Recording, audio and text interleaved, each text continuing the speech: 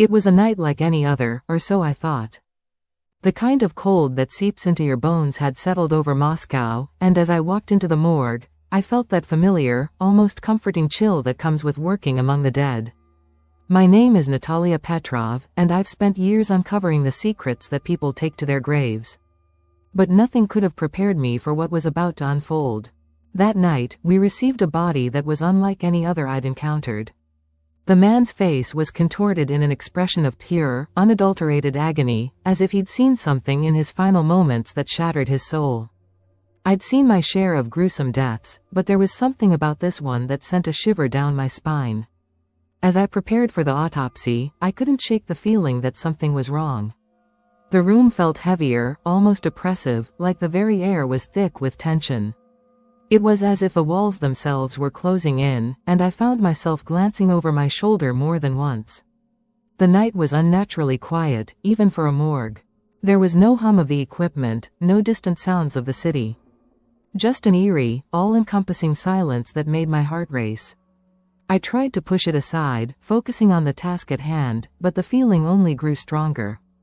It was as if the corpse was watching me, silently begging me to uncover whatever had happened to him. The autopsy began as any other, but the moment I made the first incision, I felt a wave of dread wash over me. It was irrational, I knew that, but it was also undeniable. Every cut, every probe into the body seemed to deepen that feeling, like I was disturbing something that was better left alone.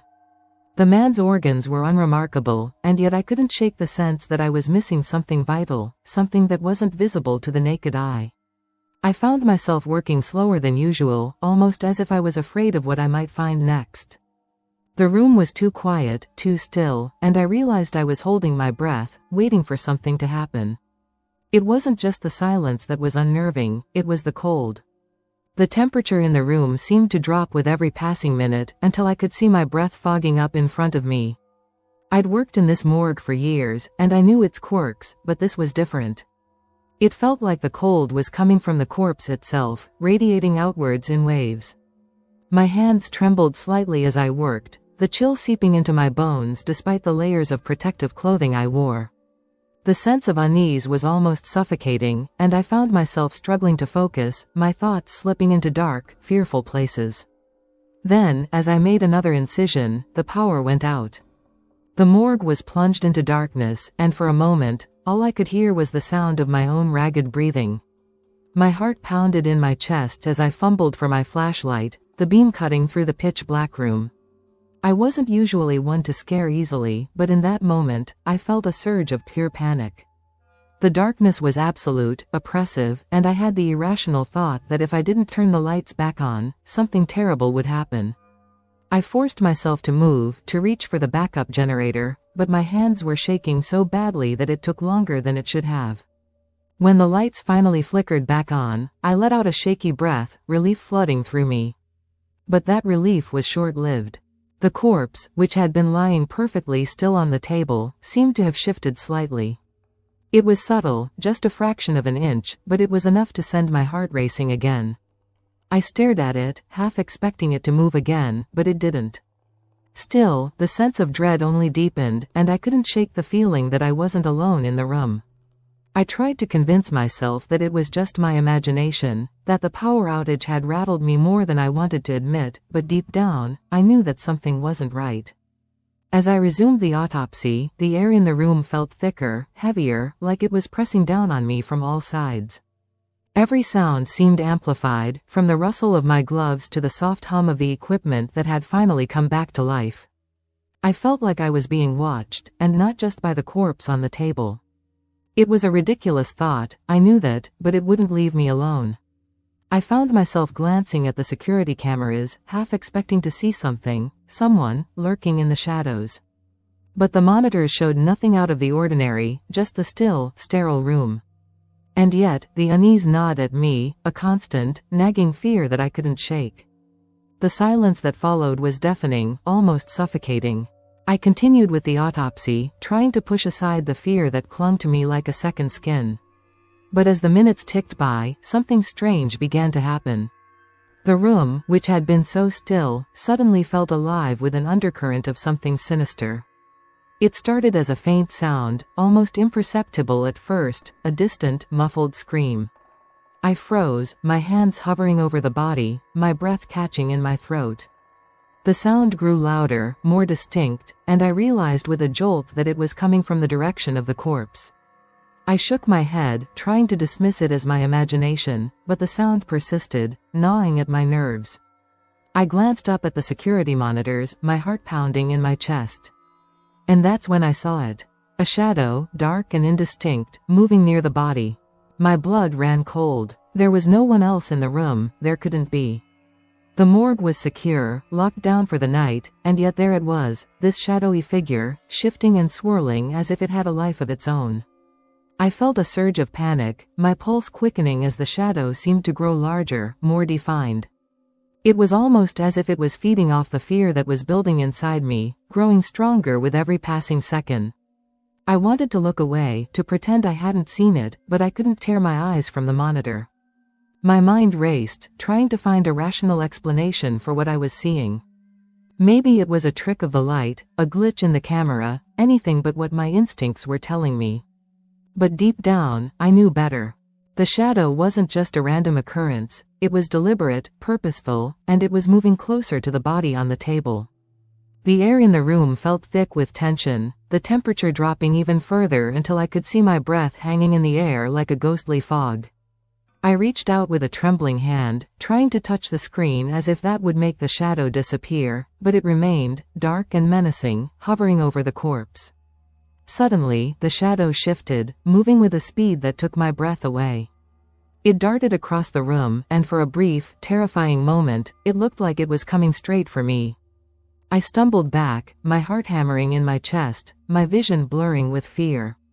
But just as quickly as it had appeared, the shadow retreated, dissolving into the darkness of the room. I stood there, frozen, my mind reeling from what I had just witnessed. It couldn't be real, it just couldn't.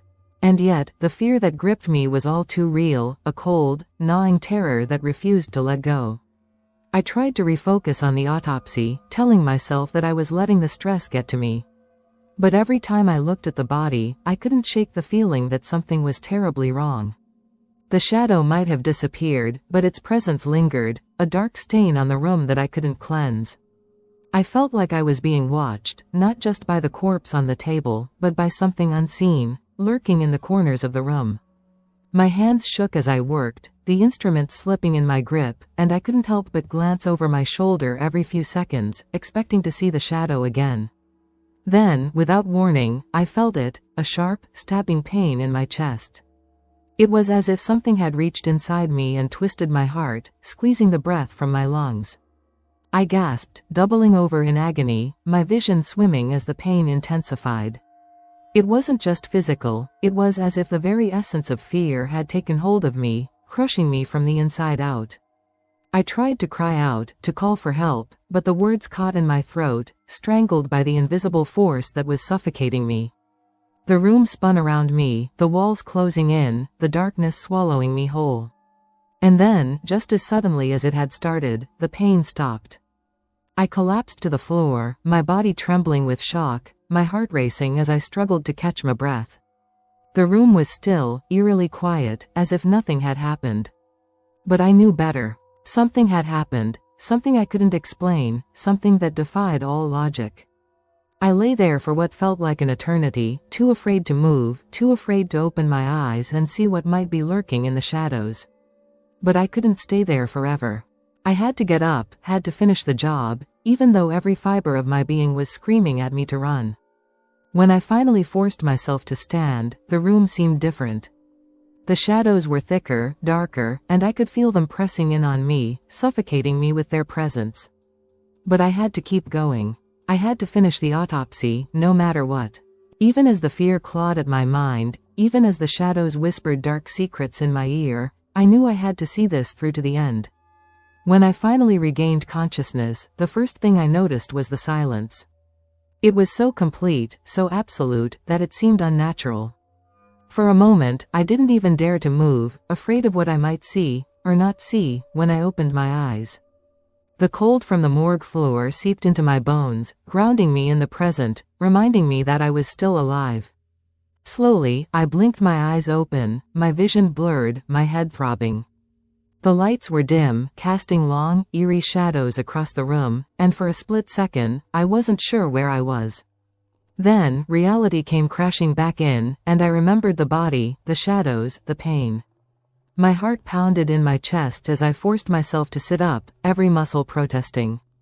The first thing I noticed was the body. The twisted expression of agony that had haunted me throughout the autopsy was gone, replaced by a peaceful, almost serene look. It was as if the man had found some kind of twisted solace in death. But that peace didn't extend to the room. The atmosphere was thick with something dark and oppressive, a malevolent presence that seemed to cling to the walls, to the very air I was breathing. I glanced at the monitors, half expecting to see the shadowy figure that had terrified me before, but the screens showed nothing but static. Yet I could feel it, lurking just beyond the edge of my vision, waiting for the moment when I would let my guard down. The shadows in the room seemed to move of their own accord, shifting and swirling in ways that defied logic. It was like they were alive, sentient, feeding off the fear that pulsed through my veins. I tried to convince myself that it was all in my head, that I was still disoriented from whatever had happened to me. But the fear was too real, too visceral to be dismissed so easily. Every instinct screamed at me to get out of there, to run and never look back. But I was rooted to the spot, unable to tear my eyes away from the corpse, unable to shake the feeling that something was horribly, horribly wrong. I stood up on shaky legs, my breath coming in shallow, ragged gasps. The room seemed to close in around me, the walls pressing in, suffocating me with their closeness. Every time I moved, the shadows moved with me, following my every step, whispering in a language I couldn't understand. I wanted to scream, to break the oppressive silence that hung over the room like a shroud, but I couldn't. The fear was too deep, too consuming. It wrapped around me like a vice, squeezing the breath from my lungs, making my heart race in my chest. I knew I had to leave, but I couldn't bring myself to turn my back on the body. It felt like if I did, something terrible would happen, something I couldn't come back from. I approached the body slowly, almost reluctantly, my eyes never leaving the face that had haunted me from the moment it arrived. The man looked so peaceful, so calm, that it was almost as if he was mocking me, daring me to find out what had really happened to him. My hands shook as I reached out to touch him, to confirm that he was still as lifeless as he appeared. But the moment my fingers brushed his skin, a jolt of cold shot through me, so intense that it took my breath away. The temperature in the room dropped even further, and I could feel the icy grip of fear tighten around my heart. The shadows seemed to swell, growing larger, darker, until they engulfed the entire room. I could feel them pressing in on me, suffocating me with their presence, whispering dark secrets in my ear. The peace that the body had found in death seemed to mock me, taunting me with the knowledge that I would never escape the terror that had taken hold of me. I could feel the darkness closing in, swallowing me whole, and I knew that if I didn't leave now, I never would. But as I turned to go, I felt a hand, a cold, clammy hand, close around my wrist, holding me in place. I froze, my heart hammering in my chest, my breath coming in short, panicked gasps. The room was deathly quiet, the shadows still, and for a moment, I wondered if I had imagined it. But the grip on my wrist was too real, too cold to be a figment of my imagination. Slowly, I turned my head, expecting to see the body lying peacefully on the table. But it wasn't. The man's eyes were open, staring straight at me, his grip on my wrist tightening. I felt a scream rise in my throat, but it was swallowed by the darkness that had consumed the room. I knew then that there was no escape, no refuge in the light. The darkness had taken hold of me, and it wasn't about to let go. I've been a pathologist for over a decade, and I've seen my share of unsettling cases. In fact, working in a morgue, you kind of expect to face the worst of humanity's tragedies. But what happened that night? Well, it was unlike anything I had ever experienced. It was one of those rainy evenings in London, where the city feels like it's drowning in its own gloom. The streets were slick, the fog thick enough to obscure even the closest lampposts. I was working late, tying up loose ends from the day, when the call came through. They'd found a body in the aftermath of a fire, a building had gone up in flames on the east side, and the firefighters had managed to pull someone from the wreckage. Burn victims aren't new to me. I've dealt with enough in my career that the smell of scorched skin, the sight of charred limbs, it's all routine now. Or so I thought. When they wheeled the body into the morgue that night, though, something felt different. I remember the moment they unzipped the body bag. The smell hit me first, that unmistakable scent of burnt flesh. It clung to the air, thick and suffocating. The body was, as expected, almost entirely blackened. The fire had consumed nearly every part of the victim, twisting and distorting the remains in the way that heat always does. But then I saw the eyes. They were untouched. Perfectly intact, clear, and staring straight ahead. Now, I'm not someone who gets unnerved easily. You learn to compartmentalize, to treat every body as a case, not as a person with a history. But those eyes, they seemed to cut right through me.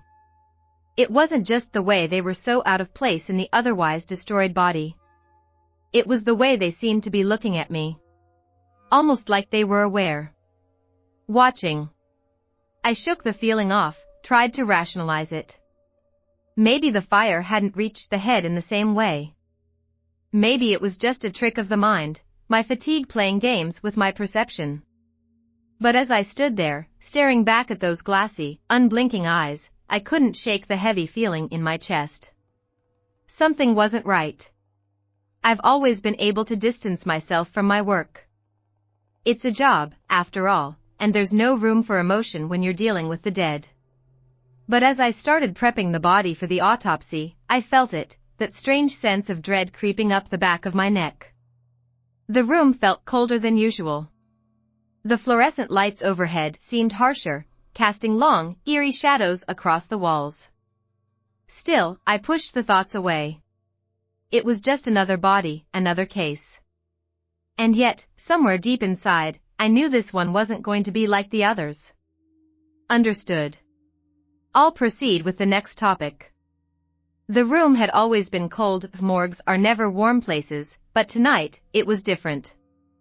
It wasn't just the temperature. There was an oppressive weight in the air, something that felt like it was closing in around me. I glanced up at the lights, half expecting them to flicker, and sure enough, they did. Just a quick pulse, but enough to send a shiver down my spine.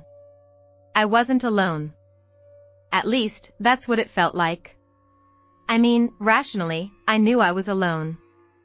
It was just me and the body on the table, but the feeling wouldn't leave me. You know that sense you get when someone's standing behind you? That gut-level awareness that someone is watching? Yeah, it was like that, except, no one was there. At first, I tried to focus on my work. I'd done this 1,000 times before, after all. The tools were laid out, the charts ready. But then, just as I was about to make the first incision, I smelled it. Sulfur. I stopped, my scalpel hovering just above the charred skin. That smell, it wasn't from the fire. I'd never smelled anything like it in all my years working with burn victims. It was sharp, bitter, and seemed to fill the entire room in an instant. I stepped back, covering my nose, but the stench only grew stronger. And then, the whispers started. At first, I thought I was imagining them. Just faint, barely their murmurs, like someone speaking in the next room. I turned, expecting to see one of the night shift assistants, but the hall was empty. The door was closed, the room sealed. Still, the whispers continued, soft but constant, growing louder with every second. My heart was pounding now. I could feel it in my throat, the adrenaline kicking in. But I wasn't ready to admit it. Not yet. I'm not the type to believe in ghosts or spirits or whatever supernatural nonsense people like to talk about. I'm a woman of science, grounded in logic and facts. So, I told myself it was stress. Lack of sleep. Maybe the fluorescent lights were buzzing and playing tricks on my ears. But then I looked at the body. The eyes. They were still open, still staring straight at me, and I swear, they were following me. Every time I moved, those eyes seemed to shift ever so slightly. It wasn't possible, I knew that. Dead bodies don't move. They don't watch. But there I was, standing frozen in that morgue, unable to tear my gaze away from those eyes. The whispers were louder now. No longer just murmurs but clear words, though I couldn't quite make them out. They were too distorted, too low. But I could hear the malice in them. A sort of sneering, taunting edge that made my skin crawl. I should have left right then. Should have walked out and called someone, anyone. But instead, I picked up the scalpel again. My hand was shaking, but I told myself it was nothing, just nerves. As the blade touched the body, I felt it. A pulse, like a heartbeat, but the corpse was cold. Stone cold. Still, I felt it, once, twice, like something was alive inside that blackened, burned shell. And then the lights flickered again, this time longer, dimming for just a second before they came back on. When I glanced up, I could have sworn I saw something in the corner of the room. Just a shape, barely visible in the shadows. But when I blinked, it was gone. I wasn't alone. The morgue plunged into darkness, as if the very air had been sucked out of the room. For a moment, all I could hear was my own breathing, heavy and erratic, and the pounding of my heart in my ears. My hand, still clutching the scalpel, trembled violently. I stood frozen, waiting for the lights to flicker back on, but nothing happened. It was just me, the black void of the room, and the overwhelming silence. Instinct kicked in. I fumbled around, reaching for the flashlight I always kept on the counter nearby. My fingers were shaky, unsteady, as I found the cold metal of the handle and switched it on. A narrow beam of light sliced through the darkness, casting long, twisted shadows along the walls. The body. It was gone.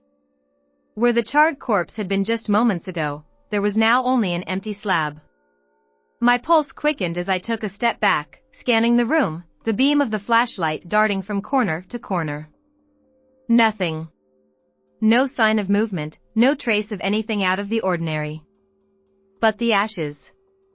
The only thing left on the table were faint traces of ashes, scattered haphazardly across the steel. My mind raced, trying to make sense of what I was seeing or not seeing. The body couldn't just vanish. It's impossible. Bodies don't just disintegrate into thin air. Someone must have moved it. But how? There hadn't been a sound, not even a creak of the door. I was alone. I had been alone this whole time. I took another step, backing away toward the door, my back pressing against the cold metal surface. That's when I felt it, a presence, something I couldn't see but could sense, hovering just out of reach. The air had changed again, thickening, almost suffocating, and a chill crept up my spine. The whispers had stopped, but the silence was worse. It felt heavy, like it was pressing in on me from all sides. The flashlight flickered. For a split second, the beam dimmed, and in that brief moment, I thought I saw something in the far corner of the room. A shadow, darker than the rest, shifting just beyond the reach of the light. My breath caught in my throat, and I aimed the beam directly at it, but there was nothing. Just cold, empty space. I wasn't imagining it. I couldn't be. Something had been there, just for a moment. And then, it was gone. My thoughts spun wildly, trying to grab hold of anything that made sense. Had the body somehow turned to ash? Had someone, or something, taken it? None of it added up. And yet, deep down, I knew that whatever was happening here wasn't normal. It wasn't explainable by logic or science, or any of the rational answers I had relied on for so long. I tried to steady my breathing, forcing myself to stay calm. I needed to get out of there, to leave the morgue and call someone. But I couldn't move. My legs felt like they were stuck, rooted to the spot. I stared at the pile of ashes on the table, and that's when the realization hit me. The eyes. Those cold, unblinking eyes that had watched me. They weren't just watching. They were waiting. And now, they were gone, along with the body. I felt a sharp wave of nausea roll through me, my stomach twisting. The darkness around me felt alive, like it was watching, listening, waiting for me to make a move. Whatever had happened here, whatever had taken the body, it wasn't finished. It was still here. I needed to leave. Now. Pushing away from the door, I grabbed the handle with one hand, the flashlight with the other. My hands were slick with sweat, slipping on the cold metal, but I managed to wrench the door open. The hallway beyond was dark, but the emergency lights cast just enough of a dim, red glow to guide my way out. I didn't look back. I couldn't. Every instinct screamed at me to keep moving, to get as far away from that room as possible. But even as I hurried down the hallway, my footsteps echoing in the silence, I couldn't shake the feeling that something was following me. Something unseen, lurking just behind me in the shadows, waiting for the right moment to strike. And then, just as I reached the exit, I heard it again, the whisper. It started like any other night. The kind where the chill in the air bites a little harder and the silence of the morgue feels just a tad heavier. I've spent more years in this place than I care to count, surrounded by the cold, lifeless bodies that come and go, each with their own untold story. But that night, something was off from the moment the paramedics wheeled in the body. There was something about the way they handled it, like they couldn't wait to be rid of it. I could see it in their eyes, the way they avoided meeting mine, their nervous glances at the clock. I've learned to trust my gut over the years, and that night, it was screaming at me to be careful. The body was that of a middle-aged man, nothing outwardly unusual about him. No visible injuries, no sign of foul play. Just a man, dead for reasons that weren't immediately clear. As I began the routine prep, the usual hum of the fluorescent lights seemed different, almost as if it had taken on a life of its own, growing louder with each passing second. I shook it off, attributing it to my exhaustion. But that feeling, that gnawing sensation that something wasn't right, it wouldn't go away. The morgue had always been a place of stillness, of silence, but that night, the air was thick with something I couldn't quite put my finger on. I remember standing there, staring at the body, and feeling a chill run down my spine. The kind of chill that you feel when someone's watching you, except I was alone. I had done this 1,000 times before, yet this time felt different, almost as if the very room was waiting for something to happen. My hands shook slightly as I reached for my tools, trying to focus on the task at hand, but the tension in the air was palpable. The hum of the lights grew louder, more insistent, almost as if they were straining under some unseen pressure. It was then that I realized it wasn't just the lights. The entire room seemed to be vibrating, the walls closing in ever so slightly, making the space feel smaller, more confined. As I leaned over to make the first incision, I caught a glimpse of the man's face. His expression was peaceful, almost serene, but there was something in his eyes, something that made me hesitate. It was irrational, I knew that. Dead bodies don't stare back, they don't hold secrets in their gaze. Yet, as I looked into those lifeless eyes, I couldn't shake the feeling that there was something more, something hidden beneath the surface. I blinked, trying to clear my mind, but the unease only grew stronger. I told myself it was just fatigue, that I was imagining things, but deep down, I knew better. I forced myself to continue, pushing through the growing sense of dread that was now clawing at my insides. The room felt colder, the lights dimmer, as if the very air around me was being sucked away. Each breath became harder, heavier, as if the oxygen itself was being drained from the room.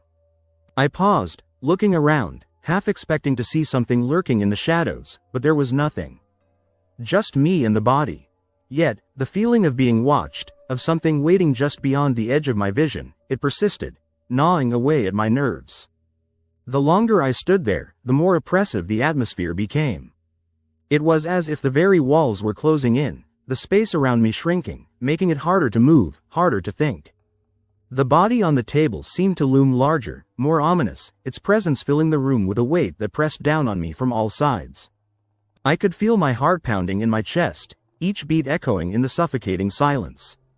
I knew I needed to start the autopsy, to break the spell that had taken hold of me, but my hands refused to move, frozen by an inexplicable fear. In that moment, it felt as though time had stopped. The world outside ceased to exist, and all that remained was me, the body, and the ever-present sense of impending doom. The morgue, once a place of routine and order, had transformed into a realm of uncertainty, where the familiar became strange, and the ordinary, terrifying. I could feel it in my bones, the shift from reality to something else, something darker. And as I stood there, paralyzed by fear, I knew that whatever was about to happen would change everything. The first cut was supposed to be routine, the kind of mechanical motion I've done countless times before. But the moment the scalpel touched the skin, the lights overhead flickered, casting wild, distorted shadows across the walls. I froze, the blade barely piercing the surface, as a deep chill swept through the room, settling in my bones. It felt like the temperature had dropped 10 degrees in an instant, and with it came a suffocating pressure, as if the very air was thickening around me. My breath caught in my throat, a primal instinct telling me that something was horribly wrong. Yet, despite every fiber of my being screaming at me to stop, I pressed on, my movements slow and deliberate, as if I were navigating through molasses. Then it happened. The body on the table, which should have been nothing more than lifeless flesh and bone, twitched. It was subtle at first, just a small, almost imperceptible jerk of the arm. I blinked, convinced that my eyes were playing tricks on me, that the stress and the cold had gotten to my head. But before I could even process what I'd seen, the corpse convulsed violently, the whole body jerking upwards as if pulled by invisible strings. My heart stopped, my breath coming in short, sharp gasps as I stared in horror at the man's lifeless face, now contorted into a grimace that was both unnatural and grotesque. Panic surged through me, an icy wave that sent my mind reeling. I tried to back away, to put some distance between myself and the abomination on the table, but my legs wouldn't respond. It was as if the room itself had come alive, the walls pressing in closer, the ceiling lowering, making the space feel impossibly small. The lights flickered faster now, each blink of darkness more menacing than the last, until they finally steadied, leaving the room bathed in a sickly, pulsating glow. I could feel the sweat dripping down my back, my heart pounding in my ears, drowning out all rational thought. The body's movements became more frenzied, limbs twisting and contorting in ways that defied all logic, all reason. I could hear the sickening sound of bones cracking, of tendons snapping as the corpse writhed on the table, a macabre dance of death that defied the very laws of nature. My mind screamed at me to run, to flee from this nightmare, but I was paralyzed, trapped in the grip of a terror so profound it rooted me to the spot. The air grew heavier, more oppressive, pressing down on me like a vice, squeezing the breath from my lungs as the lights buzzed louder, their harsh glare searing into my eyes. And then, as if on cue, the corpse's eyes snapped open. They were clouded, milky white orbs that stared straight into mine, devoid of life yet filled with a malevolent energy that sent a jolt of fear through my entire being. I wanted to scream, to do anything to break the horrifying connection between us, but no sound came out. All I could do was stand there, frozen in place, as the corpse continued its grotesque contortions, its eyes never leaving mine, locking me in a gaze that was both terrifying and inescapable.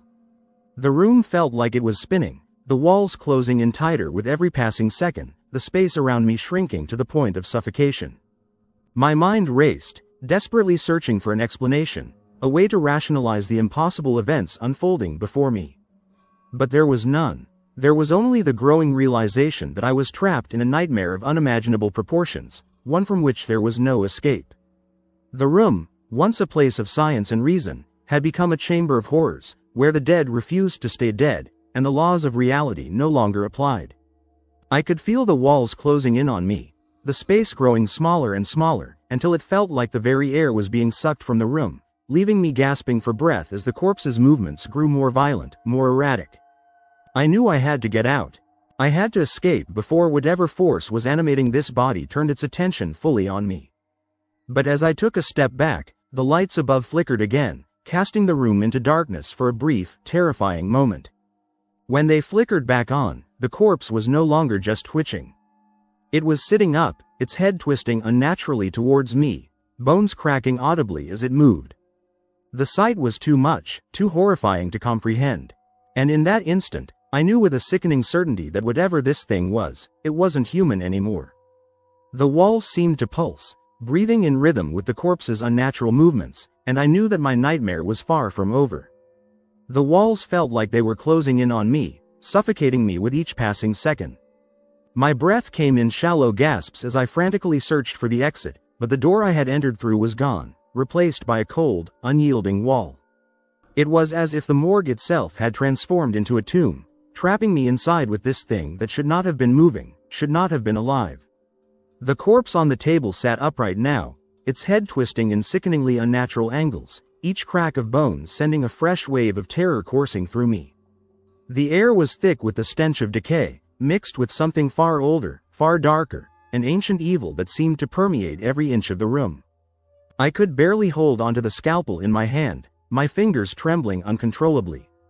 I knew it was a useless weapon against whatever malevolent force had taken over the body, but it was all I had. The lights flickered again, casting long, jagged shadows that danced across the walls, making it impossible to tell what was real and what was a trick of the light. The corpse's eyes locked onto mine, that same milky white gaze filled with a cold, unrelenting hatred. It was no longer just a body, it was something else, something that wanted more than just my fear. It wanted my life. I took a step back, my mind racing for a way out, but the walls seemed to pulse with a life of their own, pushing me closer to the reanimated corpse. The room was shrinking, the very space around me collapsing inward, as if trying to crush me under its weight. The air grew thicker, more oppressive, pressing down on me from all sides. The only sound was the ragged breathing of the corpse, now barely inches from me, and the pounding of my heart in my ears, louder than any scream. I knew I couldn't escape, not physically, but I had to try. I had to do something, anything, to survive. As I raised the scalpel, the lights above failed completely, plunging the room into a darkness so complete, so absolute, that I couldn't see my own hand in front of my face. The silence was deafening, broken only by the grotesque sounds of the corpse's movements, now even more pronounced in the pitch black. I could feel its presence, feel the heat of its breath on my skin, as it drew closer and closer. My pulse raced, each beat echoing in the emptiness around me. I wanted to run, to scream, to fight, but I was paralyzed by a terror so deep, so primal, that I couldn't even move. Then, in the darkness, I felt it, a cold, clammy hand gripping my wrist with a strength that defied all logic. The scalpel slipped from my grasp, clattering to the floor with a sound that seemed impossibly loud in the silence. The corpse's grip tightened, pulling me closer, and I could smell its rotten breath, feel the decay on its skin. My mind screamed for me to fight back, to do something, but my body refused to obey. I was trapped, helpless, as the darkness pressed in around me, suffocating me, drowning me in its depths. The walls pulsed again, the room shrinking even further, until I was sure I would be crushed along with whatever remained of my sanity. The lights flickered back on for the briefest of moments, just long enough for me to see the corpse's face inches from mine, its mouth twisted into a grotesque smile, its eyes burning with a malevolent glee. And then, just as quickly, the lights went out again, leaving me in the darkness with nothing but my fear and the knowledge that I was about to die. The last thing I heard was the sound of my own terrified scream, cut short as the darkness swallowed me whole. The morgue, once a place of death and silence, had become a living nightmare, and there was no escape.